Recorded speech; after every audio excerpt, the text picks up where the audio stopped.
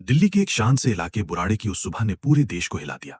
एक ही घर में, एक ही समय पर 11 लोग, और सभी की मौत एक ही तरीके से।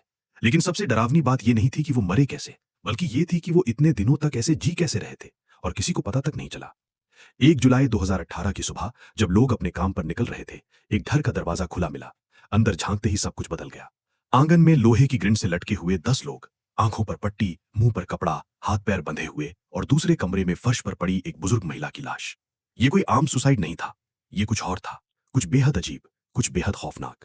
जब दिल्ली पुलिस मौके पर पहुंची तो पहला सवाल यही था, क्या यह सामूहिक आत्महत्या है या एक प्लान की गई हत्या? घर था भाटिया परिवार का, बाहर से बिल्कुल सामान्य, दुकान चलती थी, पड़ोसियों से अच्छे रिश्ते थे। किसी को कोई शक नहीं था कि इस घर के अंदर एक खामोश तूफान पल रहा है। जांच शुरू हुई और फिर घर से मिली कुछ डायरी। उन डायरी के पन्नों ने पूरी कहानी की दिशा बदल दी। हर पन्ने पर लिखे थे निर्देश। रात को 1 बजे तैयार होना है, आंखों पर पट्टी बांधनी है, हाथ पैर बांधने हैं, डरना नहीं है, ये मोक्ष का रास्ता है। ये कोई सामान्य सोच नहीं थी, ये गहरी जमी हुई मान्यता थी। और सबसे हैरान करने वाली बात, ये सब एक दिन में नहीं हुआ था, ये सालों से लिखा जा रहा था। मतलब ये घटना अचानक नहीं थी, ये धीरे धीरे तैयार हुआ एक मानसिक जाल था। जांच में एक नाम बार बार सामने आया, ललित भाटिया, परिवार का छोटा बेटा, जिसने दावा किया कि उसके पिता की आत्मा उससे बात करती है और वही उसे रास्ता दिखाती है। धीरे धीरे पूरे परिवार ने उसकी बातों पर विश्वास करना शुरू कर दिया। हर फैसला, हर काम उसी के निर्देश पर होने लगा। डायरी सिर्फ शब्द नहीं थी, वो एक सिस्टम था, एक कंट्रोल।